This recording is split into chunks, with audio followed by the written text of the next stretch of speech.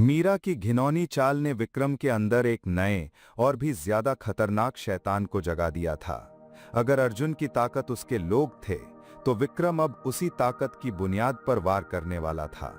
उसने फैसला कर लिया था कि वो अर्जुन के उस तथाकथित परिवार में एक ऐसा गद्दार पैदा करेगा जो उसके विश्वास के महल को अंदर से ही तोड़ देगा। हमें उनके विश्वास में जहर घोलना होगा, उसने अपने स्ट्रैटेजिस्ट मल्होत्रा से कहा। एक ऐसा आदमी ढूंढो जो फैक्ट्री के अंदर हो लेकिन जिसका जमीर सस्ता हो। मल्होत्रा ने काम शुरू कर दिया। विक्रम के जासूस जो पहले से ही फैक्ट्री के आसपास मंडरा रहे थे, उन्होंने अपनी रिपोर्ट दी। उन्होंने बताया कि तिवारी जी जैसे पुराने लोग तो राजेंद्र शर्मा के वफादार हैं और उन्हें खरीदा नहीं जा सकता। सुरेश, जिसे अभी अभी अर्जुन ने बचाया था, वो अब अर्जुन का सबसे बड़ा भक्त था। राज और पूजा अर्जुन की कोर टीम थे, लेकिन उनकी नजर एक जवान मजदूर पर पड़ी, दिनेश। दिनेश एक बहुत ही काबिल बुनकर वीवर था, लेकिन वो बहुत ही महत्वाकांक्षी भी था। उसे लगता था कि फैक्ट्री में उसके हुनर की उतनी कद्र नहीं हो रही थी जितनी इंजीनियर राज की हो रही थी। उसके मन में एक हल्की सी जलन थी। और सबसे बड़ी बात, मल्होत्रा के लोगों ने पता लगाया कि दिनेश को सट्टे की बुरी आदत थी और उस पर बहुत सारा कर्ज था। वो एक कमजोर कड़ी था जो टूटने के लिए तैयार बैठा था। विक्रम को अपना शिकार मिल गया था। उसी शाम जब दिनेश फैक्ट्री से काम खत्म करके अपने घर लौट रहा था, एक काले रंग की गाड़ी ने आकर उसका रास्ता रोका। उसमें से शेट्ठी और एक और गुंडा उतरा। घबराओ मत दिनेश, शेट्ठी ने एक अजीब सी मुस्कान के साथ कहा। हम बस तुमसे बात करने आए हैं। वो दिनेश को एक सुनसान जगह ले गए। वहां शेट्ठी ने उसके सामने एक ब्रीफकेस खोला। अंदर नोटों की गड्डियां भरी हुई थीं, पूरे 5 लाख रुपए। दिनेश की आंखें फटी की फटी रह गईं। उसने अपनी पूरी जिंदगी में इतना पैसा एक साथ नहीं देखा था।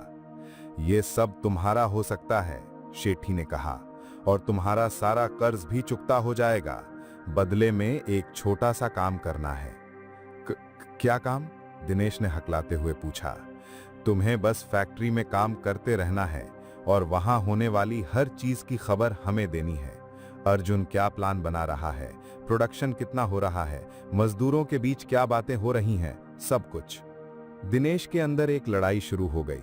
एक तरफ उसका जमीर था जो उसे अपने साथियों और अर्जुन बाबू के साथ गद्दारी करने से रोक रहा था, लेकिन दूसरी तरफ उसके सामने पड़ा वो पैसा था जो उसकी सारी मुसीबतों का हल था। शेट्ठी ने उसकी इस उलझन को देख लिया। सोच लो दिनेश, उसने धमकी भरे लहजे में कहा। अगर तुमने मना किया तो जिन लोगों से तुमने कर्ज लिया है वो कल सुबह तुम्हारे घर पर होंगे और वो हमारी तरह प्यार से बात नहीं करते। ये गाजर और छड़ी दोनों का इस्तेमाल था। दिनेश का जमीर हार गया। उसके लालच और उसके डर ने जीत हासिल कर ली। मैं तैयार हूं, उसने कांपते हाथों से ब्रीफकेस लेते हुए कहा। अगले दिन जब दिनेश फैक्ट्री पहुंचा तो वो वही दिनेश नहीं था। वो अब विक्रम का जासूस था। वो अपने लूम पर काम कर रहा था, लेकिन उसकी आंखें और उसके कान सब खुले हुए थे। वो चुपके से राज और अर्जुन की बातों को सुनने की कोशिश कर रहा था। उसने देखा कि कैसे अर्जुन मजदूरों के साथ हंस बोल रहा था, कैसे वो उनकी तकलीफों को सुन रहा था। एक पल के लिए उसके दिल में पश्चाताप की एक लहर उठी। उसे अपने आप से घिन आई, लेकिन फिर उसे ब्रीफकेस में रखे वो नोट याद आ गए और उसकी घिन पर उसके लालच ने पर्दा डाल दिया। उसी दिन अर्जुन ने अपनी सभी कमिटी हेड्स तिवारी, सुरेश, राज और पूजा के साथ एक मीटिंग रखी। वो उनके सामने पूरी तरह से खुला हुआ था। उसने व्हाइट बोर्ड पर अगले महीने के प्रोडक्शन टारगेट्स, नई क्लाइंट्स के नाम और फैक्ट्री के फाइनेंशियल डेटा को लिखा। हमें अगले हफ्ते तक इथॉस अपैरल्स का डबल ऑर्डर पूरा करना है। राज, तुम्हें नई मशीनों पर काम तेज करना होगा।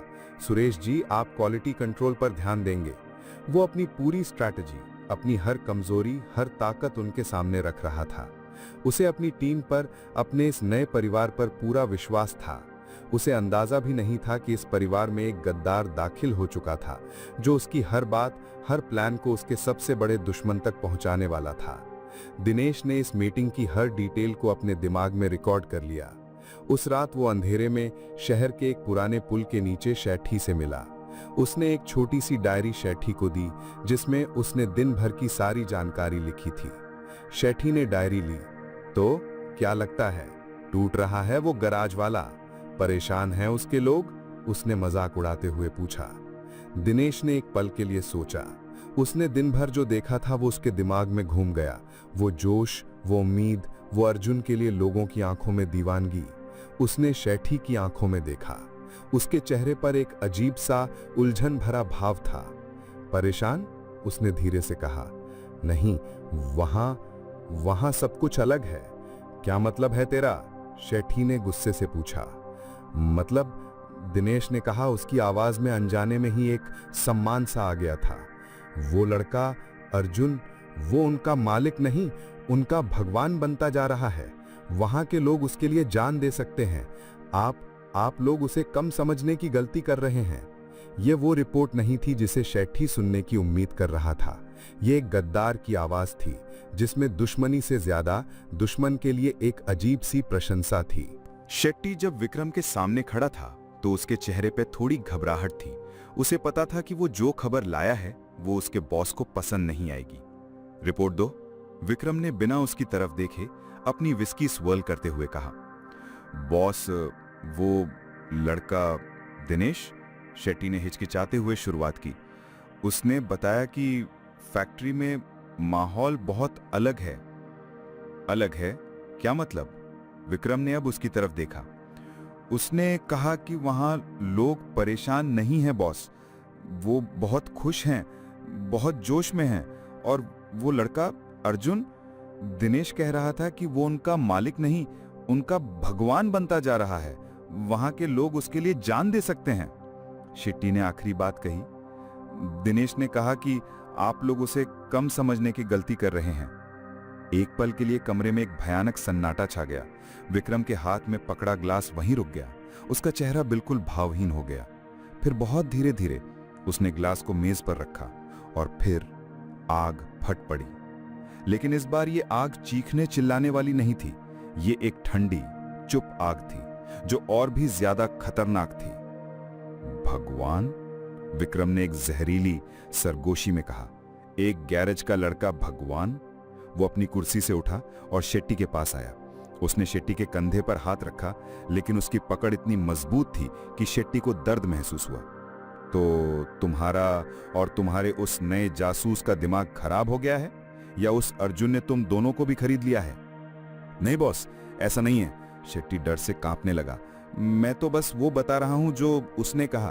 बकवास, वफादारी, प्यार, ये सब कहानियों में अच्छा लगता है। असली दुनिया में हर इंसान की एक कीमत होती है। शायद मैंने दिनेश को कम पैसे दिए, उससे डबल दो, ट्रिपल दो, लेकिन अगली बार अगर उसने अर्जुन की तारीफ की तो उसकी जबान खींच लेना। विक्रम अपने डेस्क पर वापस गया। उसका दिमाग अब एक शैतान की तरह चल रहा था। अगर वो वफादारी तोड़ नहीं सकता था तो वो उसे जलाकर राख कर देगा। मुझे अब रिपोर्ट्स नहीं, नतीजे चाहिए। उसने शेट्टी को नए ऑर्डर दिए। उस दिनेश से कहो कि वो अब सिर्फ देखेगा और सुनेगा नहीं, वो काम करेगा। क्या काम बॉस? आग लगाएगा, विक्रम ने कहा। उसकी आंखों में एक पागलपन वाली चमक थी। मजदूरों के बीच आग लगाएगा, उनके बीच झूठी अफवाहें फैलाएगा, एक दूसरे के खिलाफ उनके कान भरेगा, उनके औजारों को इस तरह से खराब करेगा कि वो एक्सीडेंट लगे, प्रोडक्शन को धीमा करेगा। मैं उस फैक्ट्री को, उस तथाकथित परिवार को अंदर से खोखला, टूटता हुआ, एक दूसरे से नफरत करते हुए देखना चाहता हूं। ये एक ऐसा प्लान था जो सिर्फ बिजनेस को नहीं, इंसानी रिश्तों को तबाह करने वाला था। शेट्टी जब दिनेश से उस अंधेरी रात में फिर से मिला तो उसने विक्रम के नए ऑर्डर्स उसे सुनाए। दिनेश का चेहरा डर से सफेद पड़ गया। नहीं नहीं, मैं ये नहीं कर सकता, वो गिड़गिड़ाने लगा। मुझे सिर्फ जानकारी देने के लिए कहा गया था। मैं अपने ही भाइयों का नुकसान नहीं कर सकता, ये पाप है। शेट्टी हंसा। पाप और पुण्य का हिसाब अब तू करेगा। 5 लाख रुपए लेते वक्त तेरा पुण्य कहां सो रहा था? उसने दिनेश के पेट में एक हल्का सा घूंसा मारा। तुझे जो कहा गया है तुझे वो करना पड़ेगा, वरना तेरे कर्ज वाले तो तेरे घर पहुंचेंगे ही, लेकिन उनसे पहले हम पहुंच जाएंगे। और हम सिर्फ पैसा नहीं, बहुत कुछ और भी ले जाएंगे। उसने उसके परिवार की तरफ इशारा किया। दिनेश के पास अब कोई रास्ता नहीं बचा था। वो फंस चुका था। विक्रम के इस घिनौने खेल में वो एक ऐसा प्यादा बन गया था जिसे आगे बढ़ने पर भी मौत मिलनी थी और पीछे हटने पर भी। दूसरी तरफ फैक्ट्री में माहौल पहले से भी ज्यादा अच्छा था। अर्जुन की लीडरशिप रंग ला रही थी। उसी दिन दो मजदूरों के बीच काम को लेकर एक छोटी सी बहस हो गई। मामला बढ़ सकता था, लेकिन अर्जुन ने उन दोनों को अपने ऑफिस बुलाया। उसने उन्हें डांटा नहीं, उसने शांति से दोनों की बात सुनी और फिर एक ऐसा हल निकाला जिससे दोनों खुश थे। हम एक टीम है और एक टीम आपस में नहीं लड़ती, उन दोनों के कंधों पर हाथ रखते हुए उसने कहा। दोनों मजदूर शर्मिंदा होकर हाथ मिलाकर वहां से निकले। वफादारी और विश्वास की जड़ें और भी गहरी हो रही थीं। अर्जुन को अंदाजा भी नहीं था कि विक्रम इन्हीं जड़ों में अब जहर डालने वाला था। उसी रात जब फैक्ट्री शांत थी और अंधेरे में डूबी हुई थी, एक साया चुपके से उसके अंदर दाखिल हुआ। ये दिनेश था। उसके हाथ में एक भारी पाना था और उसके कदम उस मेन वीविंग लूम की तरफ बढ़ रहे थे। उसके हाथ कांप रहे थे, उसका दिल जोर से धड़क रहा था। शेट्टी ने उसे ऑर्डर दिया था, आज रात उस मेन मशीन का कोई जरूरी पुर्जा इस तरह से तोड़ देना कि वो सुबह चालू ही ना हो, लेकिन ऐसा लगना चाहिए कि ये एक टेक्निकल फॉल्ट है। दिनेश उस विशाल मशीन के सामने खड़ा था। ये वही मशीन थी जिसे अर्जुन ने पूरी रात जागकर ठीक किया था। ये इस फैक्ट्री का दिल थी और वो आज इस दिल में खंजर घोंपने आया था। उसके दिमाग में एक तरफ शेट्टी की धमकियां थी, उसके परिवार का चेहरा था, और दूसरी तरफ अर्जुन का वो विश्वास भरा चेहरा था जिसने उसे एक बेहतर कल का सपना दिखाया था। उसकी आत्मा अंदर ही अंदर चीख रही थी, नहीं, मैं ये पाप नहीं कर सकता। लेकिन उसका डर उसकी आत्मा से ज्यादा ताकतवर था। उसने आसपास देखा, अंधेरा, सन्नाटा। उसने कांपते हाथों से उस पाने को ऊपर उठाया। उसकी आंखों से पश्चाताप के आंसू बह रहे थे। उसने मशीन के सबसे नाजुक हिस्से पर निशाना साधा। उसकी सांसें रुक गई। अब बस एक वार करना था, एक वार जो इस फैक्ट्री की धड़कन को रोक देता। अंधेरे में स्वदेशी टेक्सटाइल्स के शांत फ्लोर पर दिनेश एक जिंदा लाश की तरह खड़ा था। उसके हाथ में पकड़ा भारी पाना उसे अपनी आत्मा का बोझ लग रहा था। उसकी आंखों के सामने एक तरफ उसके परिवार का डरा हुआ चेहरा था और दूसरी तरफ अर्जुन का विश्वास भरा मुस्कुराता हुआ चेहरा। कर दे, उसके दिमाग में शेट्टी की आवाज गूंजी, वरना। उसका डर उसके जमीर पर हावी हो गया। उसने अपनी आंखें बंद की और कांपते हाथों से उस पाने को नीचे लूम मशीन के एक नाजुक कंट्रोल पैनल पर दे मारा। उसने पूरी ताकत से वार नहीं किया, एक छोटा सा कमजोर सा वार, बस इतना कि मशीन सुबह चालू ना हो। लेकिन किस्मत को कुछ और ही मंजूर था। पाने की मेटल जैसे ही कंट्रोल पैनल से टकराई, उसके ठीक पीछे दीवार में लगी एक पुरानी खुली हुई बिजली की तार से उसकी टक्कर हो गई। तिवारी जी ने इन्हीं तारों के बारे में चेतावनी दी थी। एक जोरदार नीली चिंगारी निकली, एक फट की आवाज आई और वो चिंगारी नीचे जमीन पर जमा हुई रुई के फोहा पर जा गिरी। एक पल में रुई ने आग पकड़ ली। पहले एक छोटी सी मासूम सी लपट उठी।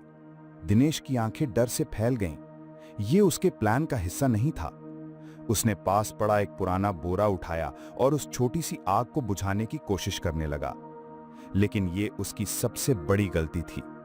बोरे के हवा के झोंके से वो आग और भड़क उठी। अब उसने पास में रखे मशीन के तेल वाले पुराने कपड़ों को अपनी चपेट में ले लिया। अब आग छोटी नहीं रही, वो एक दानव की तरह बढ़ने लगी। दिनेश के हाथ पैर फूल गए। उसके माथे पर ठंडे पसीने की बूंदें आ गईं। उस कमरे में धुआं भरने लगा।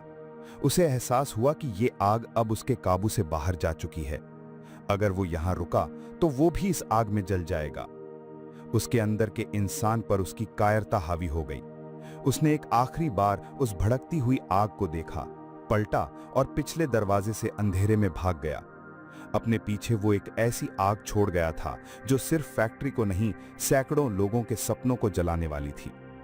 कुछ ही देर में आग ने पूरी फैक्ट्री को अपनी चपेट में लेना शुरू कर दिया। लपटें छत को छूने लगीं। काले धुएं का एक बादल आसमान में उठने लगा। फैक्ट्री के बाहर सो रहे आखिरी नाइट वॉचमैन ने जब धुआं देखा तो उसके होश उड़ गए। आग, आग! वो जोर जोर से चिल्लाता हुआ बस्ती की तरफ भागा। अलार्म बजा। फायर ब्रिगेड को फोन किया गया और एक फोन अर्जुन को किया गया। जब अर्जुन और रोहन वहां पहुंचे तो उनके पैरों तले जमीन खिसक गई। उनके सामने उनकी उम्मीदों का महल जल रहा था। स्वदेशी टेक्सटाइल्स आग की लपटों में घिरी हुई थी। आसमान काला हो चुका था। फायर ब्रिगेड की गाड़ियां पानी की बौछार मार रही थीं, लेकिन आग इतनी भयानक थी कि वो काबू में नहीं आ रही थी। फैक्ट्री के सारे मजदूर और उनके परिवार वहां इकट्ठे हो गए थे। वो रो रहे थे, चिल्ला रहे थे। उनकी आंखों के सामने उनकी रोजी रोटी, उनका भविष्य जलकर राख हो रहा था। अर्जुन गाड़ी से उतरा, लेकिन उसके कदम वहीं जम गए। वो बुत बना उस जलते हुए मंजर को देखता रहा। उसका दिल नहीं, उसकी आत्मा रो रही थी। उसके पिता की विरासत, उसकी मेहनत, सब कुछ। तभी भीड़ में से एक औरत की दिल दहला देने वाली चीख सुनाई दी, मेरा मेरा आदमी अंदर है। सब उसकी तरफ मुड़े। ये एक मजदूर की पत्नी थी। हां, तिवारी जी भी आगे आए। उनका चेहरा डर से सफेद था। रात की मेंटेनेंस शिफ्ट के लिए 3 लोग अंदर आखिरी वाले स्टोर रूम में रुके थे। वो शायद अंदर ही फंस गए हैं। ये सुनते ही वहां कोहराम मच गया। उन तीनों मजदूरों के परिवार वाले दहाड़े मारकर रोने लगे। अर्जुन इस नई खबर से सदमे से बाहर आया। उसने तुरंत फायर ब्रिगेड के चीफ ऑफिसर की तरफ देखा। हमें उन्हें बाहर निकालना होगा। पागल हो गए हो लड़के? अंदर जाना मतलब मौत को दावत देना है। फैक्ट्री की छत कभी भी गिर सकती है। हम अभी अंदर किसी को नहीं भेज सकते। पहले हमें आग को कंट्रोल करना होगा। जब तक आप आग कंट्रोल करेंगे वो लोग अंदर जल जाएंगे, अर्जुन चिल्लाया। मैं अपने आदमियों की जान दांव पर नहीं लगा सकता, चीफ ने साफ मना कर दिया। लेकिन अर्जुन उन मजदूरों के परिवारों की चीखें सुन रहा था। उनके बच्चे रो रहे थे। वो इंतजार नहीं कर सकता था। भाई नहीं, रोहन ने उसका हाथ पकड़ लिया। उसे अर्जुन की आंखों में वो पागलपन दिख गया था। तू अंदर नहीं जाएगा, ये खुदकुशी है। अर्जुन ने रोहन की आंखों में देखा। अगर आज मैं इन तीनों को बचाने अंदर नहीं गया रोहन, तो मैं बाहर जिंदा रहकर भी मर जाऊंगा। ये मेरे लोग हैं, मेरी जिम्मेदारी है। इससे पहले कि रोहन कुछ और कह पाता, अर्जुन ने अपना हाथ छुड़ाया।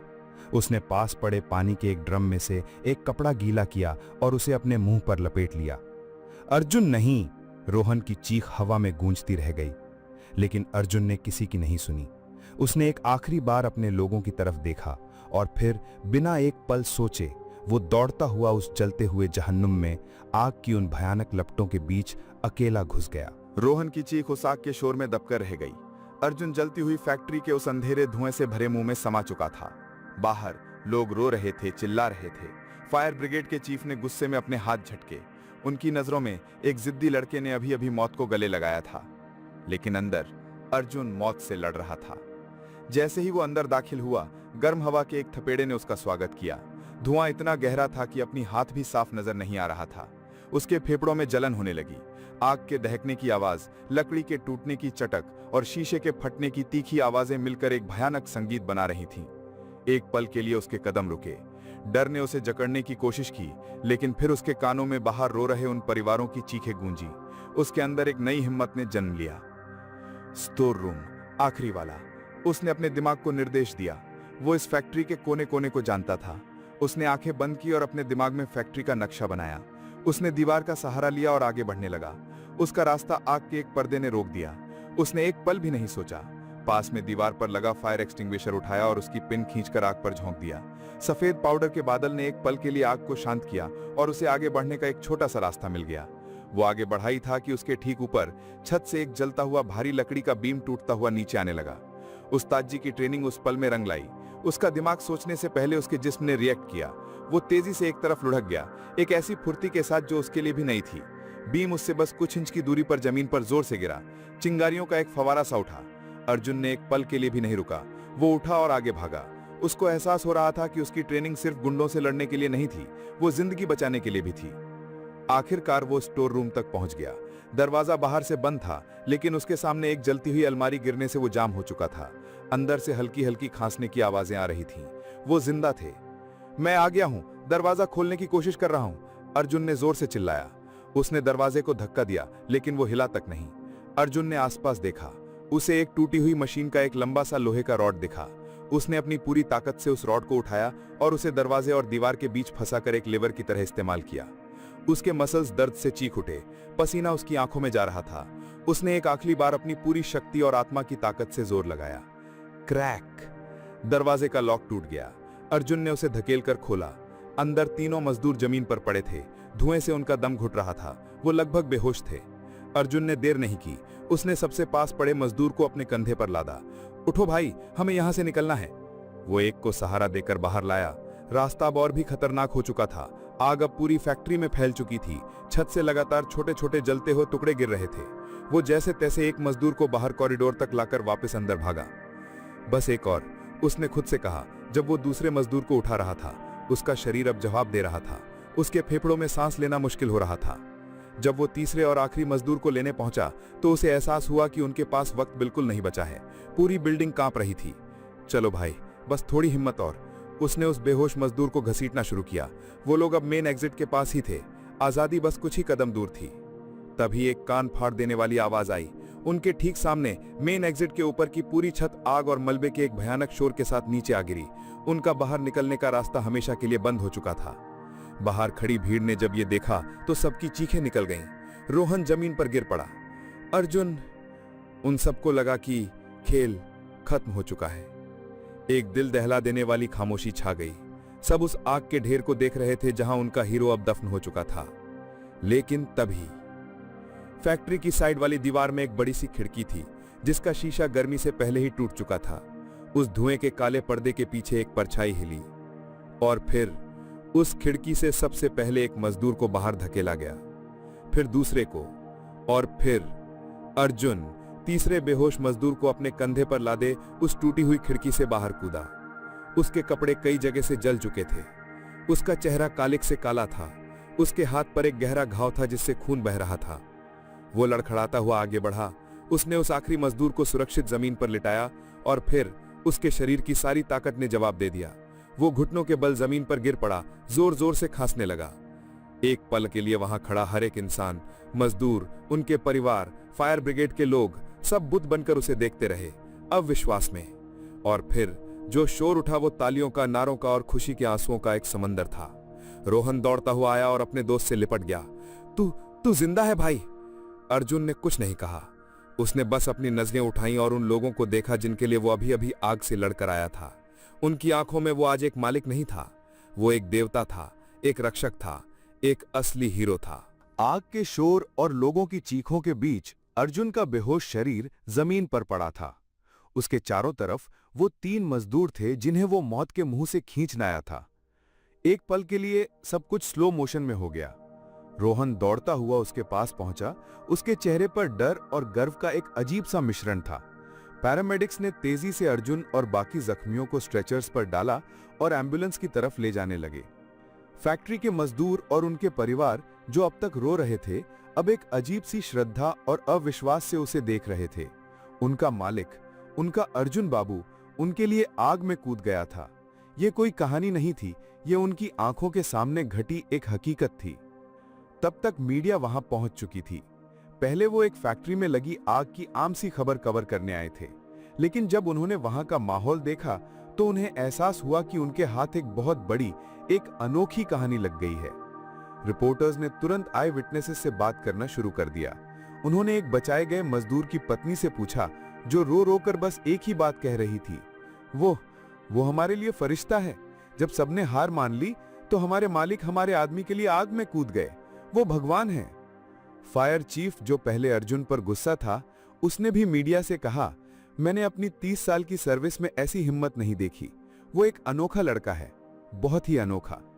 और फिर जब बचाए गए मजदूरों में से एक को होश आया तो उसने जो बयान दिया, उसने इस कहानी को हमेशा के लिए अमर कर दिया। हम अंदर फंस गए थे, उसने कहा। छत गिरने वाली थी। अर्जुन बाबू ने हम तीनों को खिड़की से बाहर धकेला और आखिरी पल में छत उनके ठीक पीछे आ गिरी। उन्होंने अपनी जान दांव पर लगाकर हमें बचाया। ये कहानियां, ये सच्चाई अगले कुछ घंटों में एक तूफान बन गई। हर न्यूज चैनल, हर अखबार, हर वेबसाइट पर सिर्फ एक ही चेहरा था, अर्जुन शर्मा का। कालिक से सना हुआ, जख्मी, लेकिन एक हीरो का चेहरा। एक मशहूर न्यूज चैनल ने हेडलाइन चलाई जो इतिहास बन गई, the mechanic air who risked life for workers. ये हेडलाइन आग की तरह फैल गई। मैकेनिक एयर, इसमें उसके अतीत का संघर्ष था, उसके भविष्य का हक था, उसकी हिम्मत की दास्तान थी और उसके उसूलों की सच्चाई थी। रातों रात अर्जुन शर्मा एक रहस्यमयी अंडरडॉग से एक नेशनल हीरो बन गया। सोशल मीडिया पर लोग उसे असली हीरो, पीपल्स टाइकून जैसे नाम दे रहे थे। उसकी कहानी हर घर में, हर महफिल में सुनाई जा रही थी। ये खबर जब विक्रम के कानों तक पहुंची तो उसे लगा जैसे किसी ने उसके कानों में गरम लावा डाल दिया हो। वो अपने आलीशान कमरे में बैठा टीवी पर अर्जुन की बहादुरी के किस्से सुन रहा था। उसका प्लान, उसकी साजिश, उसे बर्बाद करने के लिए बनाई गई आग, उसी आग ने अर्जुन को एक अमर हीरो बना दिया था। ये उसकी सबसे बड़ी, सबसे अपमानजनक हार थी। उसने गुस्से में टीवी का रिमोट दीवार पर दे मारा, लेकिन इससे सच बदलने वाला नहीं था। ब्रिजेश अग्रवाल ने भी ये खबर देखी, लेकिन उसने गुस्सा नहीं किया। उसने अपने बेटे अमन से कहा, इस लड़के से अब सीधे टक्कर लेना बेवकूफी होगी। वो अब पब्लिक की आंखों में एक हीरो है। उस पर किया गया हर हमला अब हम पर ही उल्टा पड़ेगा। कुछ दिन शांत बैठो। रिया ने जब टीवी पर जलती हुई फैक्ट्री और उसमें से अर्जुन के निकलने की फुटेज देखी तो उसकी सांसें रुक गईं। उसके दिल में एक मीठा सा लेकिन बहुत ही तीखा दर्द उठा, गर्व का और डर का।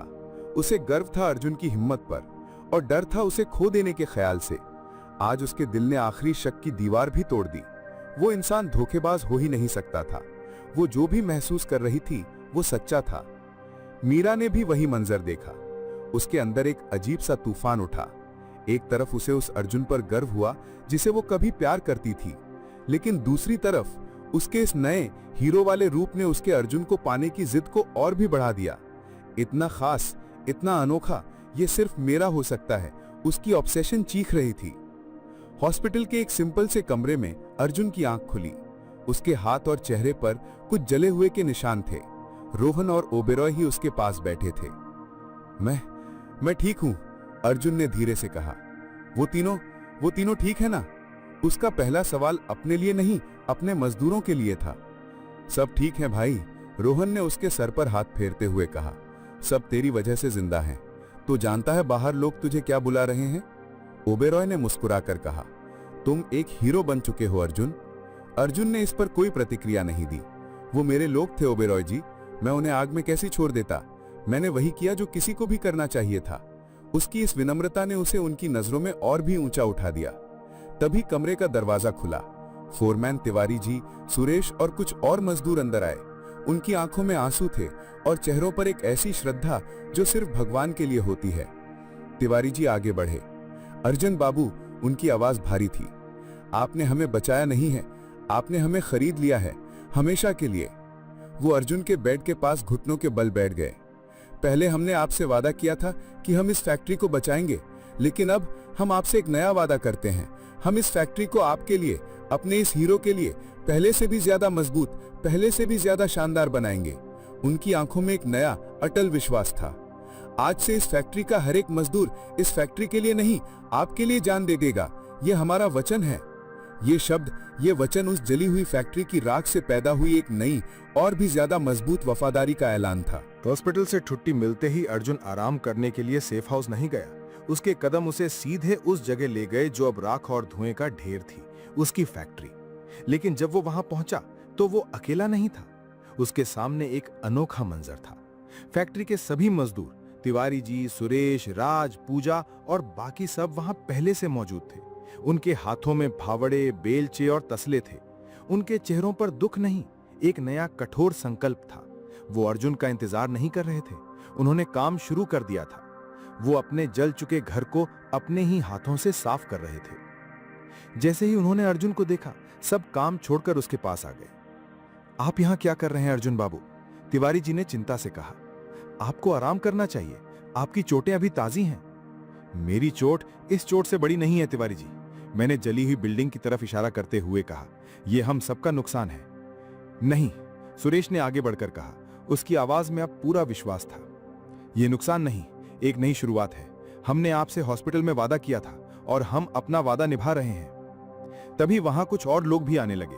वो किसान जिनके साथ अर्जुन ने पार्टनरशिप की थी, वो अपना ट्रैक्टर लेकर आ गए थे मलबा उठाने में मदद करने। लक्ष्मी चाची और बस्ती की कुछ औरतें मजदूरों के लिए खाना और पानी लेकर आई थी। अर्जुन के एंजल्स भी वहां थे, चुपचाप लेकिन हर मदद के लिए तैयार। ये एक फैक्ट्री नहीं थी, ये एक परिवार था जो अपनी सबसे बड़ी मुसीबत में पहले से भी ज्यादा एकजुट होकर खड़ा था। विक्रम की आग ने उन्हें डराया नहीं था, उसने उन्हें फौलाद बना दिया था। अगले कुछ दिन वहां एक यज्ञ चला, एक पुनर्निर्माण का यज्ञ। ओबेरॉय ने तेजी से इंश्योरेंस के कागजात क्लियर करवाए। लेगेसी फंड का एक हिस्सा भी इस काम के लिए निकाला गया। राज, युवा इंजीनियर, ने इस बर्बादी में एक मौका देखा। सर, जब हम सब कुछ नए सिरे से बनाना ही है तो क्यों ना हम इसे पहले से बेहतर बनाएं। एक नया, ज्यादा सुरक्षित और एफिशिएंट लेआउट, नई वायरिंग, नए सेफ्टी फीचर्स। अर्जुन ने उसे पूरी आजादी दे दी। अब फैक्ट्री सिर्फ मरम्मत नहीं हो रही थी, वो अपग्रेड हो रही थी। विक्रम तक जब ये खबरें पहुंची तो उसे अपने कानों पर विश्वास नहीं हुआ। वो अपने ऑफिस में बैठा अपने जासूस दिनेश की रिपोर्ट पढ़ रहा था। दिनेश ने लिखा था, यहाँ का माहौल अजीब है सर। आग लगने के बाद लोग टूटे नहीं हैं, बल्कि पहले से ज्यादा जोश में काम कर रहे हैं। वो इसे एक मंदिर की तरह बना रहे हैं। यहां उन्हें हराना अब नामुमकिन लगता है। विक्रम ने गुस्से में रिपोर्ट फाड़कर फेंक दी। उसका हर वार अर्जुन को और भी मजबूत बना रहा था। उसे समझ नहीं आ रहा था कि वो इस अजीब लड़के से कैसे जीते जो हर हार को जीत में बदल देता था। ब्रिजेश अग्रवाल भी इस खबर से परेशान था। ये लड़का बहुत जिद्दी है, उसने अपने बेटे अमन से कहा। अभी कुछ दिन शांत रहो, उसको अपनी जीत का जश्न मनाने दो, हम सही मौके का इंतजार करेंगे। इसी भारी कामकाज के माहौल में अर्जुन अपने दिल में एक अलग ही जंग लड़ रहा था। एक रात जब वो साइट पर अकेला था, उसके फोन पर रिया का नाम चमका। उसने पिछले कुछ दिनों में उसे कई बार फोन करने की कोशिश की थी। अर्जुन ने हर बार फोन काट दिया था। आज भी उसकी उंगलियां रिजेक्ट बटन की तरफ बढ़ी, लेकिन वो रुक गया। उसने रिया की आवाज सुनी जो पुलिस स्टेशन में उसके लिए लड़ रही थी। उसकी आंखों में अपने लिए विश्वास देखा था। फिर उसे वो झूठी तस्वीरें याद आईं। उसका दिमाग चक्कर खाने लगा। आखिर सच क्या था? उसने एक लंबा सांस लिया और फोन काट दिया। वो अभी सच का सामना करने के लिए तैयार नहीं था। हफ्ते बीत गए। फैक्ट्री का जला हुआ काला ढांचा अब एक नए मजबूत स्ट्रक्चर में बदल रहा था। स्वदेशी टेक्सटाइल्स की राख से एक नए बेहतर कारखाने का जन्म हो रहा था। इस चमत्कारी वापसी की कहानी अब बिजनेस सर्कल्स में फैलने लगी थी। लोग हैरान थे। एक दिन फैक्ट्री के बाहर एक महंगी गाड़ी आकर रुकी। उसमें से मिस्टर सिन्हा, शर्मा इंडस्ट्रीज के वही ईमानदार बोर्ड मेंबर उतरे। उन्हें मीडिया से इस रिवाइवल की खबर मिली थी, लेकिन वो अपनी आंखों से देखना चाहते थे। उन्होंने जो देखा वो उनकी उम्मीद से कहीं ज्यादा था। उन्होंने मजदूरों के चेहरों पर एक अनोखा जोश देखा। उन्होंने देखा कि कैसे अर्जुन एक मालिक की तरह नहीं, एक सेना नायक की तरह उनके साथ मिलकर काम कर रहा था। उन्होंने उस हवा में एक नई ईमानदार ऊर्जा को महसूस किया। वो इतने प्रभावित हुए कि उन्होंने वहीं से अपने फोन से एक दूसरे ईमानदार लेकिन अब तक शांत रहे बोर्ड मेंबर महेश गुप्ता को फोन किया। मैं प्रकाश बोल रहा हूं, उन्होंने कहा। मैं इस वक्त गाजियाबाद में हूं, स्वदेशी टेक्सटाइल की साइट पर। वहां क्या कर रहे हो प्रकाश? मैंने सुना है वहां आग लग गई थी। हां, लगी थी, उन्होंने कहा। उनकी नजरें अर्जुन पर थी, जो मजदूरों को कुछ समझा रहा था। उनकी आवाज में एक गहरा आश्चर्य और सम्मान था। वो एक पल के लिए रुके। वो लड़का अर्जुन, विक्रम उसे गराज बॉय कहता है, लेकिन मैं आज उसमें राजेंद्र शर्मा का अक्स देख रहा हूं।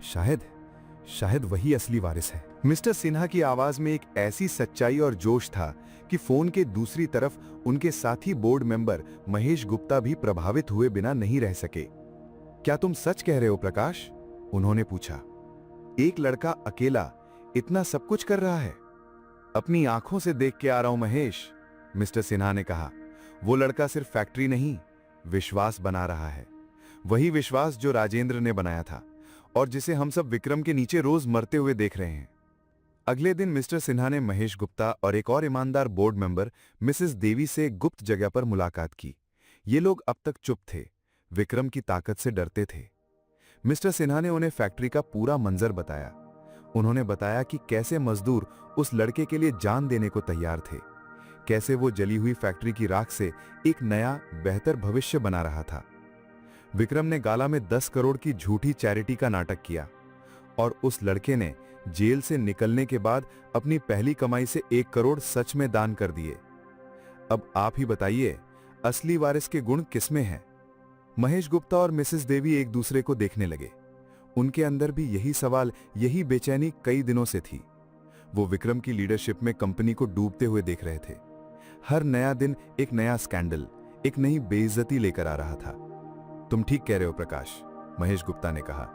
विक्रम एक घमंडी और नाकाबिल लीडर साबित हुआ है, लेकिन हम कर क्या सकते हैं? बोर्ड में अभी भी उसके पास मेजॉरिटी है। सिंगल और पुरी जैसे लोग उसके इशारों पर नाचते हैं।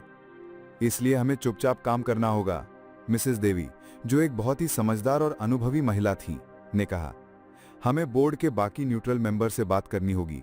हमें उन्हें एहसास दिलाना होगा कि अगर कंपनी डूबी तो हम सब डूबेंगे। और हमें उस लड़के तक भी संदेश पहुंचाना होगा, मिस्टर सिन्हा ने कहा। उसे पता होना चाहिए कि वो इस लड़ाई में अब अकेला नहीं है। उन तीनों ने मिलकर एक गुप्त गठबंधन बनाया, एक ऐसा गठबंधन जिसका मकसद था शर्मा इंडस्ट्रीज को विक्रम के चंगुल से बचाना और उसके असली वारिस को उसकी जगह दिलाना। उनकी सरगोशियां, शायद वही असली वारिस है, अब एक मिशन में बदल चुकी थीं। उसी शाम ओबेरॉय के पास एक अनजान नंबर से एक अजीब सा मैसेज आया। हवा बदल रही है, लेकिन हमें एक तूफान चाहिए। हमें दिवालियापन वाली साजिश का ऐसा सबूत दीजिए जिसे विक्रम झुठला न सके। जब वक्त आएगा हम आपका पूरा साथ देंगे। ओबेरॉय ने मैसेज अर्जुन को दिखाया। अर्जुन की आंखों में एक नई चमक आ गई। उनके पास अब किले के अंदर के साथी थे। यह बहुत बड़ी खबर है, अर्जुन ने कहा, लेकिन वो सबूत हम कहां से लाएंगे? बत्रा के कंप्यूटर से जो मिला वो काफी नहीं है। हमें और गहराई में जाना होगा, लेकिन इसमें वक्त लगेगा। जबकि अर्जुन की ताकत चुपके चुपके बढ़ रही थी, विक्रम की बेचैनी भी बढ़ रही थी। उसे एहसास होने लगा था कि बोर्ड में माहौल बदल रहा है। पिछली मीटिंग में महेश गुप्ता ने उसके एक फैसले पर अचानक कुछ सख्त सवाल पूछ लिए थे। मिसेस देवी ने उसे देखना ही बंद कर दिया था। उसे लगा जैसे उसके हाथों से रेत फिसल रही है। हमें जल्द से जल्द उस लोन को अप्रूव करवाना होगा डैड, उसने अपने पिता रमेश से कहा, इससे पहले कि बोर्ड पूरी तरह से मेरे हाथ से निकल जाए। उसकी पैरानोया अब उसके हर फैसले पर हावी हो रही थी। उसी रात ओबेरॉय अपने ऑफिस में अकेले बैठे थे। उनके सामने उनका सबसे बड़ा केस था। वो जानते थे कि उनके पास अब बोर्ड में समर्थन है, लेकिन वो तब तक बेकार था जब तक उनके पास विक्रम के खिलाफ एक ब्रह्मास्त्र ना हो। उन्हें लगा जैसे वो एक दीवार से टकरा गए हैं। फ्रस्ट्रेशन में उन्होंने अपनी अलमारी से एक बहुत ही मोटी लेदर बाउंड फाइल निकाली। यह राजेंद्र शर्मा की असली वसीयत थी। उन्होंने इसे दर्जनों बार पढ़ा था, लेकिन आज वो इसे एक नई उम्मीद, एक नए नजरिए से पढ़ना चाहते थे। शायद उनसे कुछ छूट गया हो। वो पन्ने पलटते गए।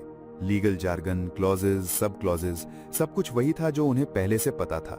उनकी उम्मीद टूटने लगी। फिर अचानक उनकी नजर एक बहुत ही छोटे से आम से लगने वाले सब क्लॉज पर आकर रुक गई। Clause 17, sub clause D. उसमें लिखा था, अतिरिक्त असाधारण परिस्थितियों में, in case of extraordinary circumstances, जैसे कि कंपनी के बोर्ड द्वारा कंपनी को ही नुकसान पहुंचाने की स्थिति में, वारिस को बोर्ड को बाईपास करने का अधिकार होगा, जैसा कि इस वसीयत के साथ संलग्न एडेंडम बी में वर्णित है। ओबेरॉय के हाथ कांपने लगे। Addendum B? वो क्या था? उन्होंने तेजी से वसीयत के आखिरी पन्नों को पलटा। वहां आखिरी पन्ने के साथ एक अलग से सील बंद लिफाफा चिपका हुआ था। उस पर साफ साफ लिखा था, addendum B, to be opened only by the true heir in the presence of the company trustees in case of a threat to the company's existence. Oberoi अपनी कुर्सी से उठ खड़े हुए। उनका दिल जोर से धड़क रहा था। उन्हें अपनी आंखों पर विश्वास नहीं हो रहा था। उनका दोस्त राजेंद्र 20 साल पहले आज के इस दिन के लिए भी एक रास्ता छोड़कर गया था, एक गुप्त रास्ता, एक आखिरी गेम चेंजिंग चाल। उन्होंने तुरंत अर्जुन को फोन किया। उनकी आवाज में इतना जोश और उत्तेजना थी कि अर्जुन भी घबरा गया। अर्जुन, मैं ओबेरॉय बुना हूं। जी ओबेरॉय जी, सब ठीक है? ठीक से बहुत बेहतर है अर्जुन, ठीक से बहुत बेहतर है। ओबेरॉय की आवाज में एक बच्चे जैसी खुशी थी। वसीयत, तुम्हारे पिता की वसीयत, उसमें एक गुप्त क्लॉज है अर्जुन, एक ऐसा रास्ता जिससे हम बोर्ड को पूरी तरह से बाईपास कर सकते हैं। तुम्हारे पिता, वो एक जीनियस थे अर्जुन, एक असली जीनियस। ओबेरॉय की आवाज में जो जोश और अविश्वास का मिश्रण था, उसने अर्जुन और रोहन को तेजी से उनके दिल्ली वाले ऑफिस की तरफ दौड़ने पर मजबूर कर दिया। जब वो वहां पहुंचे तो ओबेरॉय मेज पर झुके हुए उस पुरानी वसीयत को घूर रहे थे। उनके हाथ में वो छोटा सा सीलबंद लिफाफा था। ये देखो, ओबेरॉय ने कहा। उनकी आवाज अभी भी कांप रही थी। एडेंडम बी, इसे सिर्फ असली वारिस कंपनी के ट्रस्टीज के सामने ही खोल सकता है। तो हम इंतजार किस बात का कर रहे हैं? रोहन ने जोश से कहा। बुलाइए उन ट्रस्टीज को। इतना आसान नहीं है रोहन, ओबेरॉय ने समझाया। ये ट्रस्टीज मिस्टर द्विवेदी और मिसेस बालसारा तुम्हारे पिता के बहुत पुराने और वफादार साथी थे। राजेंद्र की मौत के बाद रमेश और विक्रम ने उन्हें कंपनी से दूर कर दिया। उन्हें ढूंढना और उन्हें यहां आने के लिए मनाना एक चुनौती होगी, लेकिन उनके पास इसके अलावा कोई चारा नहीं था। अगले कुछ घंटे ओबेरॉय अपने पुराने कॉन्टैक्ट्स को फोन करने में लग गए। आखिरकार देर शाम तक वो उन दोनों ट्रस्टीज तक पहुंचने में कामयाब हो गए। पहले तो वो इस मामले में पढ़ने से हिचकिचाए, लेकिन जब ओबेरॉय ने उन्हें राजेंद्र की वसीयत के इस गुप्त हिस्से के बारे में बताया तो वो आने को तैयार हो गए। उसी रात ओबरॉय के शांत किताबों से भरे ऑफिस में इतिहास एक नया मोड़ लेने वाला था। एक तरफ अर्जुन, रोहन और ओबरॉय थे और दूसरी तरफ दो बुजुर्ग सम्मानित चेहरे, मिस्टर द्विवेदी और मिसेस बालसारा। उनकी आंखों में अर्जुन के लिए हैरानी, शक और एक हल्की सी उम्मीद थी। यह राजेंद्र का बेटा है? मिसेस बालसारा ने धीरे से पूछा। उनकी आंखों में अर्जुन के लिए एक ममता सी झलक रही थी। जी, अर्जुन ने अदब से उनके पैर छुए। तो यह है वो एडेंडम बी? हमें इसके अस्तित्व के बारे में कभी नहीं बताया गया, मिस्टर द्विवेदी ने लिफाफे को देखते हुए कहा, क्योंकि राजेंद्र जानते थे कि इसकी जरूरत तभी पड़ेगी जब कंपनी सबसे बड़े खतरे में हो, और वो वक्त अब आ गया है। सबकी नजरों के सामने अर्जुन ने वो 20 साल पुरानी पीरी पड़ चुकी सील तोड़ी। उसके हाथ कांप रहे थे। ये सिर्फ एक कागज नहीं था, ये उसके पिता का आखिरी संदेश था, उनका आखिरी हथियार। उसने अंदर से एक कागज निकाला और उसे ओबरॉय की तरफ बढ़ा दिया। ओबरॉय ने अपना चश्मा ठीक किया और उस गुप्त क्लॉज को पढ़ना शुरू किया। उनकी आवाज पूरे कमरे में गूंज रही थी। मैं राजेंद्र शर्मा पूरे होशो हवास में ये निर्देश देता हूं कि यदि भविष्य में कभी ऐसी असाधारण परिस्थितियां उत्पन्न हों जिसमें कंपनी का board of directors he company के अस्तित्व के लिए खतरा बन जाए, जैसे कि कंपनी को जानबूझकर दिवालिया करने की साजिश, तो कंपनी के नेतृत्व का फैसला बोर्ड की आम वोटिंग से नहीं लिया जाएगा। कमरे में सन्नाटा छा गया। सब सांसें रोके सुन रहे थे। ओबरॉय ने आगे पढ़ा, ऐसी स्थिति में कंपनी के भविष्य का फैसला करने के लिए एक सार्वजनिक हिस्सेदार मतदान यानी पब्लिक शेयर होल्डर वोट करवाया जाएगा। यह सुनते ही वहां बैठे सभी लोगों के होश उड़ गए। पब्लिक शेयर होल्डर वोट, यह एक अनोखा क्रांतिकारी कदम था। नेतृत्व के दोनों प्रमुख दावेदार यानी कंपनी के वर्तमान एक्टिंग सीईओ और उन्हें चुनौती देने वाले वारिस अपने अपने विजन को सभी हिस्सेदारों के सामने रखेंगे। इसमें बड़े इन्वेस्टर्स से लेकर वो आम कर्मचारी भी शामिल होंगे जिनके पास कंपनी के शेयर्स हैं।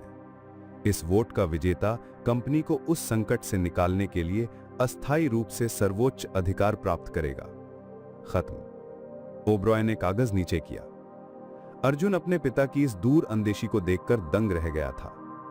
उनके पिता जानते थे कि बोर्ड को खरीदा जा सकता है, उन्हें डराया जा सकता है, इसलिए उन्होंने आखिरी फैसला उन हजारों छोटे बड़े हिस्सेदारों के हाथों में दे दिया था जिनकी पूंजी से शर्मा इंडस्ट्रीज चलती थी। उन्होंने कॉर्पोरेट तानाशाही के खिलाफ लोकतंत्र का एक हथियार तैयार किया था। ये तो पूरा खेल ही बदल देगा, रोहन ने जोश से कहा। हां, अर्जुन ने कहा। उसकी आंखों में एक नई आग थी। मेरे पिता यही चाहते थे, एक साफ खुली लड़ाई। मिस्टर द्विवेदी और मिसेस बालसारा भी राजेंद्र की इस चाल से बहुत प्रभावित थे। राजेंद्र हमेशा से अपने समय से आगे थे। उन्होंने हमेशा अपने छोटे हिस्सेदारों को अपना परिवार माना। अब रास्ता साफ था। ओबरॉय ने तुरंत अपने लैपटॉप पर एक ऑफिशियल लीगल नोटिस तैयार किया। उसमें एडेंडम बी की पूरी डिटेल, ट्रस्टीज के सिग्नेचर और पब्लिक शेयर होल्डर वोट की मांग थी। उन्होंने वो नोटिस विक्रम शर्मा और बोर्ड के हर एक मेंबर को ईमेल कर दिया। तीर कमान से निकल चुका था। दूसरी तरफ विक्रम अपने ऑफिस में बोर्ड मीटिंग में हुई बेइज्जती के बाद से बहुत ही परेशान था। उसे बोर्ड के बदलते हुए तेवर दिख रहे थे। तभी उसके लैपटॉप पर एक नई ईमेल का नोटिफिकेशन आया। Urgent, legal notice regarding addendum B of the company's charter. उसने ईमेल खोला। जैसे जैसे वो उसे पढ़ता गया, उसके चेहरे का रंग उड़ता गया। Public share holder vote, board को बाईपास, ये कहां से आ गया? उसे लगा जैसे अर्जुन ने उसकी शतरंज की बिसात के नीचे से एक नई बिसात निकाल ली हो। उसका पूरा प्लान बोर्ड को कंट्रोल करने का बेकार हो चुका था। एक पल के लिए उस पर एक गहरा डर हावी हुआ, लेकिन फिर उसका घमंड, उसकी क्रूरता उस डर पर जीत गई। वो जोर जोर से हंसने लगा, एक पागलपन भरी हंसी। उसके पिता रमेश जो पास ही बैठे थे, घबरा गए। क्या हुआ विक्रम? पब्लिक वोट, विक्रम हंसा। वो गराज बॉय, वो सड़क छाप अब पब्लिक से वोट मांगेगा? उसे क्या लगता है लोग उसके झूठे आंसुओं पर पिघल जाएंगे? शेयर होल्डर्स को असूल नहीं, मुनाफा चाहिए डैड, प्रॉफिट। उसका डर अब एक घमंडी आत्मविश्वास में बदल चुका था। उसने तुरंत अपने चीफ फाइनेंशियल ऑफिसर को फोन किया। गुप्ता, मुझे शर्मा इंडस्ट्रीज के टॉप 50 शेयर होल्डर्स की पूरी लिस्ट, उनके फोन नंबर और उनके फाइनेंशियल स्टेटस के साथ अगले 1 घंटे में मेरी टेबल पर चाहिए। उसने फोन रखा और मीरा की तरफ देखा जो चुपचाप सब देख रही थी। उसने कहा, अर्जुन ने लड़ाई का मैदान चुना है, लेकिन उस मैदान के खिलाड़ियों को खरीदने के लिए जो पैसा चाहिए वो सिर्फ मेरे पास है। It's time to go shopping. Vikram Sharma के लिए यह पब्लिक शेयर होल्डर वोट एक चुनौती नहीं, एक सौदा था, और वो जानता था कि हर इंसान की, हर कंपनी की एक कीमत होती है। उसने अपने ऑफिस को एक वॉर रूम में बदल दिया था, जहां उसके सामने शर्मा इंडस्ट्रीज के टॉप 50 हिस्सेदारों की लिस्ट थी। ये लिस्ट उसके लिए एक शॉपिंग लिस्ट थी। अगले 2 दिन उसने एक शातिर और बेरहम अभियान चलाया। उसने शहर के सबसे बड़े इन्वेस्टर मिस्टर लोहिया से उसके प्राइवेट गोल्फ क्लब में मुलाकात की। लोहिया साहब, विक्रम ने मुस्कुराकर कहा, आप हमें वोट दीजिए और शर्मा इंडस्ट्रीज का अगला 200 करोड़ का ट्रांसपोर्ट कॉन्ट्रैक्ट बिना किसी टेंडर के आपकी कंपनी को मिलेगा। लोहिया के चेहरे पर लालच साफ दिख रहा था। उसने एक दूसरे बड़े इन्वेस्टमेंट फंड के मैनेजर को फोन किया। गुप्ता जी, आपके फंड ने हमारे शेयर्स में बहुत इन्वेस्ट किया है। अगर मैं जीता तो मैं कंपनी के प्रॉफिट से एक बड़ा डिविडेंड डिक्लेयर करूंगा, जिससे आपके शेयर्स की कीमत आसमान छू लेगी। लेकिन अगर वो गराज वाला जीता तो वो सारा पैसा अपनी चैरिटी और मजदूरों पर बर्बाद कर देगा। फैसला आपका है। उसने कुछ को लालच दिया, कुछ को डराया। उसने अपनी पूरी ताकत, पूरा पैसा और सारे गंदे ट्रिक्स इस एक जंग को जीतने में झोंक दिए। जबकि विक्रम ऊंचे बंद कमरों में सौदे कर रहा था, अर्जुन अपनी जंग सड़कों पर आम लोगों के बीच लड़ रहा था। उनके पास बड़े इन्वेस्टर्स तक पहुंचने का कोई जरिया नहीं था, तो उन्होंने उन लोगों पर ध्यान दिया जिन्हें विक्रम भूल चुका था। छोटे हिस्सेदार, वो मजदूर जिनके पास राजेंद्र शर्मा के वक्त के कुछ शेयर्स थे, वो रिटायर्ड एम्प्लॉइज जो अभी भी कंपनी से जज्बाती रूप से जुड़े हुए थे। अर्जुन, रोहन, तिवारी जी और सुरेश सब अलग अलग टीम्स में बंटकर गाजियाबाद और दिल्ली की गलियों में निकल पड़े। वो कम्युनिटी हॉल्स में छोटी छोटी मीटिंग्स करते। अर्जुन उनसे एक नेता की तरह नहीं, एक बेटे की तरह बात करता। मैं आपसे झूठे वादे करने नहीं आया हूं, वो एक ऐसी ही मीटिंग में रिटायर्ड मजदूरों से कह रहा था। मैं आप सबसे अपने पिता की विरासत को बचाने के लिए मदद मांगने आया हूं। विक्रम शर्मा इस कंपनी को बेच देना चाहते हैं। मैं इसे बचाना चाहता हूं। मैं इसे फिर से वैसा बनाना चाहता हूं जैसा मेरे पिता ने सपना देखा था। एक ऐसी कंपनी जो सिर्फ मुनाफा नहीं बल्कि इज्जत और विश्वास कमाती है। उसकी बातों में इतनी सच्चाई और इतना दर्द था कि लोग उससे जुड़ जाते थे। लेकिन वो जानता था कि जज्बात से वोट नहीं मिलते, इसलिए उसने अपनी फैक्ट्री का मॉडल रखा, प्रॉफिट शेयरिंग का प्लान रखा। इसी दौरान अर्जुन अपने अंदर एक अलग ही लड़ाई लड़ रहा था। हर मीटिंग से पहले वो अकेले में वो ब्राउन लिफाफा निकालता और रिया की उन झूठी तस्वीरें देखता। उसका दिल उसे कहता, विश्वास मत तोड़ो, लेकिन उसका दिमाग कहता, धोखे का सबूत तुम्हारे सामने है। वो हजारों अनजान लोगों से विश्वास मांग रहा था, जबकि उसका अपना विश्वास टूट चुका था। वोट से एक रात पहले विक्रम शर्मा मैंशन में जश्न मना रहा था। उसके हाथ में वो लिस्ट थी जिस पर अब ज्यादातर बड़े हिस्सेदारों के नाम के आगे हरे रंग का टिक लगा हुआ था। देखा डैड, मैंने कहा था ना, हर चीज बिकाऊ है। मैंने आने वाली वोटिंग का 70% हिस्सा पहले ही खरीद लिया है। मीरा जो पास ही खड़ी थी उसने पूछा, और अर्जुन? विक्रम जोर से हंसा। अर्जुन, वो अभी भी गलियों में गरीबों के पैर पकड़ रहा होगा। ये खेल शुरू होने से पहले ही खत्म हो चुका है मीरा। कल मैं उसे हमेशा के लिए खत्म कर दूंगा। उसका घमंड आसमान पर था। दूसरी तरफ अर्जुन के कैंप में माहौल तनावपूर्ण था। वो जानते थे कि वो नंबर्स के खेल में बहुत पीछे हैं। तभी ओबेरॉय के पास मिस्टर सिन्हा, उस ईमानदार बोर्ड मेंबर का फोन आया। ओबेरॉय जी, उन्होंने कहा, एक अच्छी खबर है। मैंने प्रोविडेंट फंड्स के मैनेजर मिस्टर डिसूजा से बात की है। वो एक बहुत ही असूली इंसान है। वो आपसे और अर्जुन से मिलना चाहते हैं। उनके पास 5% शेयर हैं, बड़ा हिस्सा नहीं है, लेकिन उनकी हां बहुत मायने रखेगी। ये एक उम्मीद की किरण थी। अर्जुन और ओबेरॉय तुरंत मिस्टर डिसूजा से मिलने गए। अर्जुन ने उनके सामने कोई लालच नहीं रखा। उसने बस अपनी सच्चाई, अपना विजन और अपने पिता की विरासत को बचाने का अपना जुनून रखा। मिस्टर डिसूजा ने पूरी बात बहुत ध्यान से सुनी। मैं आपसे कोई वादा नहीं करता यंग मैन, उन्होंने आखिर में कहा, लेकिन मैं आपकी ईमानदारी का सम्मान करता हूं। वोट से कुछ घंटे पहले अर्जुन अपनी पूरी टीम के साथ फैक्ट्री में इकट्ठा हुआ। वहां वही चंद वफादार मजदूर, किसान, रोहन और ओबेरॉय थे। सबके चेहरों पर थकान थी, लेकिन आंखों में एक अजीब सी शांति थी। वो जानते थे कि उन्होंने अपनी पूरी ताकत से लड़ा है। अर्जुन ने सबकी तरफ देखा। कल नतीजा जो भी हो, उसने कहा। उसकी आवाज में एक ठोस विश्वास था। हार हो या जीत, हमें इस बात पर हमेशा गर्व रहेगा कि हमने ये जंग असूलों से लड़ी, सच के लिए लड़ी, और ऐसी लड़ाई लड़ने वाला कभी हारता नहीं है। उसकी इस बात ने सबके अंदर एक नया जोश भर दिया। उन्हें लगा शायद कोई चमत्कार हो जाए, शायद इस बार सच्चाई पैसे को हरा दे। वोटिंग का दिन आ गया। शर्मा इंडस्ट्रीज का ऑडिटोरियम हिस्सेदारों, रिपोर्टर्स और कॉरपोरेट जगत के बड़े बड़े चेहरों से खचाखच भरा हुआ था। माहौल में एक अजीब सा तनाव था। एक तरफ विक्रम की टीम बैठी थी, उनके चेहरों पर जीत का घमंडी आत्मविश्वास साफ दिख रहा था, और दूसरी तरफ अर्जुन की छोटी सी टीम, जिसमें ओबेरॉय, रोहन और फैक्ट्री के कुछ वफादार मजदूर थे, उनके चेहरों पर उम्मीद और बेचैनी का मिश्रण था। पहले विक्रम स्टेज पर गया। उसने एक बहुत ही शानदार प्रोफेशनल स्पीच दी। उसने मुनाफे, शेयर वैल्यू और इंटरनेशनल एक्सपेंशन के बड़े बड़े सपने दिखाए। उसने अर्जुन का नाम लिए बिना उस पर तल्ज कसा। दोस्तों, कंपनी जज्बात से नहीं, प्रैक्टिकल फैसलों से चलती है। हमें एक ऐसा लीडर चाहिए जो आपके इन्वेस्टमेंट को डबल कर सके, ना कि उसे चैरिटी में बर्बाद कर दे। उसकी हर बात बड़े इन्वेस्टर्स के लालच को हवा दे रही थी। फिर अर्जुन की बारी आई। वो स्टेज पर गया। उसने कोई फाइल या नोट्स नहीं लिए थे। वो दिल से बोलने आया था।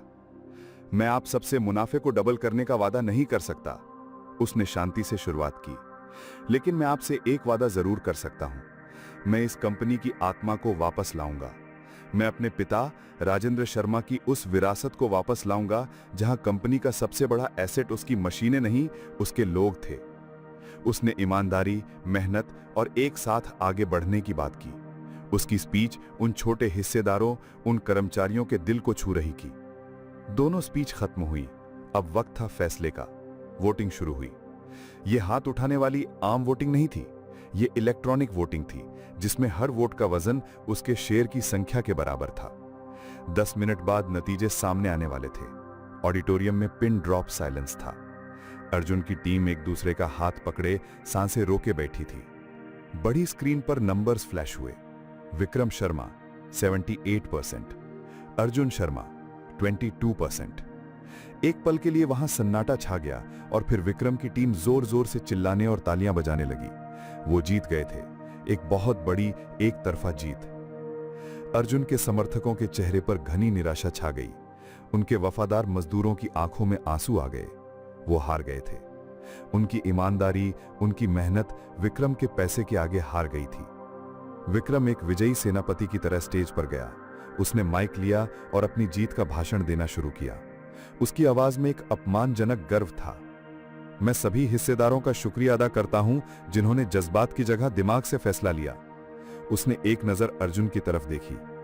आज साबित हो गया है कि शर्मा इंडस्ट्रीज को गराज में काम करने वाले नहीं, बोर्ड रूम्स में फैसले लेने वाले लोग चलाएंगे। उसका हर शब्द एक चोट था, एक ऐसी चोट जो अर्जुन को जलील करने के लिए थी। लेकिन अर्जुन ने कोई प्रतिक्रिया नहीं दी। वो अपनी कुर्सी पर एक पत्थर की मूर्ति की तरह चुपचाप शांत बैठा था। उसकी नजरें सामने लगे एक अनजान पॉइंट पर टिकी थीं। वो सुन रहा था लेकिन कुछ महसूस नहीं कर रहा था। उसका दिमाग सुन्न हो चुका था। वो हार गया था। एक ऐसी हार जो बहुत ही सार्वजनिक, बहुत ही अपमानजनक थी। उसे अपने लिए बुरा नहीं लग रहा था, उसे उन लोगों के लिए बुरा लग रहा था जिन्होंने उस पर विश्वास किया था। रोहन अपने दोस्त की इस हालत को देख नहीं पा रहा था। उसका दिल कर रहा था कि वो विक्रम का मुंह तोड़ दे, लेकिन वो जानता था कि इस वक्त अर्जुन को गुस्से की नहीं, एक दोस्त की जरूरत है। वो धीरे से अर्जुन की कुर्सी के पास झुका। उसने आसपास के शोर को, विक्रम के उस जहरीले भाषण को, सब कुछ भुला दिया। याद है भाई, बचपन में जब हमारी क्रिकेट टीम फाइनल मैच हार गई थी और तू ऐसे ही चुपचाप गुमसुम बैठ गया था, तब काका ने तेरा वो टूटा हुआ बैट आम की गुठली के लेस से चिपकाया था और काका ने कहा था जब तक आखिरी बॉल ना फेंक दी जाए तब तक हार नहीं होती। याद है तेरा वो बैट अगले ही मैच में फिर से टूट गया था, लेकिन वो मैच हम जीत गए थे। रोहन की इस बचपन की इस मासूम सी याद ने उस अपमान और हार के भारी बोझ के नीचे दबे अर्जुन तक एक छोटा सा रास्ता बना लिया। वो टूटा हुआ बैट, काका की वो उम्मीद, अर्जुन के पत्थर जैसे चेहरे पर एक हल्की सी लकीर आई और फिर उसके होठों से एक हल्की सी टूटी हुई लेकिन सच्ची हंसी निकल गई। एक ऐसी हंसी जो आसपास के शोर में किसी ने नहीं सुनी सिवाय रोहन के। ये हंसी उसकी हार नहीं थी, ये उसकी हिम्मत थी। ये इस बात का सबूत था कि विक्रम उसका वोट, उसकी कंपनी छीन सकता था, लेकिन वो उसके अंदर की आग को बुझा नहीं सकता था। लेकिन एक शख्स था जो दूर से इस पूरे मंजर को देख रहा था। ऑडिटोरियम के ऊपर बने एक प्राइवेट बॉक्स में मीरा मल्होत्रा अकेली खड़ी थी। उसने विक्रम की वो घमंडी जीत देखी, उसने उसके वो क्रूर अपमानजनक शब्द सुने, और उसे अपने फैसले पर नफरत हो गई। फिर उसने अर्जुन की वो अपमानजनक हार देखी। उसने उसका वो पत्थर जैसा शांत चेहरा देखा और आखिर में उसने देखा कि कैसे रोहन के एक छोटे से मजाक ने उस टूटे हुए इंसान के चेहरे पर एक हल्की सी सच्ची मुस्कान ला दी। उस एक पल में मीरा को सब कुछ साफ साफ दिख गया। विक्रम ने वोट जीता था, लेकिन वो अकेला था। उसके आसपास सिर्फ चापलूस थे। और अर्जुन वोट हार गया था, लेकिन उसके पास एक ऐसा दोस्त था जो उसकी हार में भी उसे हंसा सकता था। उसके पास सच्ची दौलत थी। मीरा की आंखों के सामने पर्दा हट गया। उसके अंदर पश्चाताप का जो बीज तान्या की कहानी से पड़ा था, वो आज पूरी तरह से फूट पड़ा। उसकी आंखें आंसुओं से भर गईं। ये आंसू अर्जुन के लिए दुख के थे, विक्रम के लिए नफरत के थे, और सबसे ज्यादा अपने खुद के गलत फैसले के लिए अफसोस के थे। उसके रिजॉल्व में, उसकी नफरत की दीवार में ये पहली साफ दरार थी। आपको क्या लगता है अगले एपिसोड में क्या होगा? कमेंट करके बताओ। आपका सपोर्ट ही इन स्टोरीज को जिंदा रखता है। लाइक, शेयर और सब्सक्राइब जरूर करो।